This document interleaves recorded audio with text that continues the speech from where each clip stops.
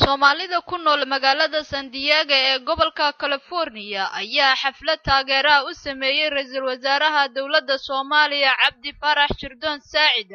waxa ayna dadkii halkaasi ka hadleen dowladda u rajeeyeen ididiilo fiican iyo waliba in rajada laga qabo ay ka soo dhalaalaan qaar ka mid ah xubnihii ka hadlay xafladan ayaa hadaladooda ku bilaabay sida tan dhibaatada ugu badan waxa dhacda waxay tahay dad badan baa jooga oo Soomaali ah markay iyagu meel helaan naftoodii meel la helaan halka ku hilmaamo ummadii wax bartay dugsigii wax baray ummadii soo dhaweysay oo meesha soo gaarsisay ra'iisul wasaare Shirdoon iyo qalbigiisa marnaba meesha kuma sadegin laakiin 2006 wuxuu aasaasay urur la yiraahdo Rajo ururka Rajo hadaan wax yar idin kaga sheego waa urur ay ku bahoobeen aqoon-yahano dhaqaaliyahanno iyo siyaasiyiin Soomaaliyeed waxaan rajeynayaa sanadka waxaan u maleeyaa inuu sanad fiican inoo yahay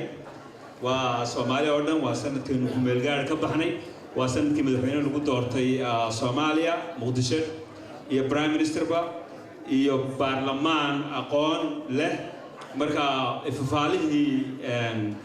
iyo jidkii lagu gaari lahaa guusha waxaan u maleynayaa inuu sallaxan yahay inagu marka hore waxaan nahay dad muslimiin haddana Soomaali baan nahay bal marka ugu horeysa muslim baan nahay muslimka waxa laga doonayo bal hanagu sifoowo oo anagu aan noqono dad ku sifaysan islaamnimada ay sheeganayaan Cabdi Farax cilmigu bartiyo amal samaantiisa amrigiha raagay ninka caadilnimadiisa haddii loo cayimo dawladda oo calanka loo dhiibay عيار لغو مسينين دادكا دوتي قرادكاسي وأكتهين قراني مديني يا قروح داني بطني يا دولة مديني يا نرشيني يا شرفت ان عالم كانوا كلهي ماشي عن كفري سنين ولا على يارو بالله عليك وحاني لله افتنك يا رب ما انت بحي هدانا هي الإسلام إلهي يقانه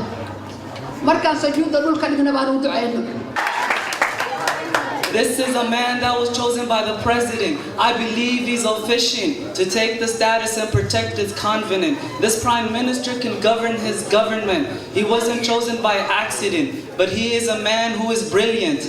understands his subject so as his element. gabagabada xafladda waxaa ka hadlay ra'iisul wasaare Shirdoon oo dadka uga mahad celiyay taageerada ay isla garab taagayaan dawladda Soomaaliya waana jeclahay inaan maaragtay uga faa'iideysto fursadda sida ugu habboon waxaan gaar ahaan markii ugu horeysa kaga mahadnaqayaa inaan ogaado dareenkiisa ku aadan magacaabistayda Yaqsoona Universal TV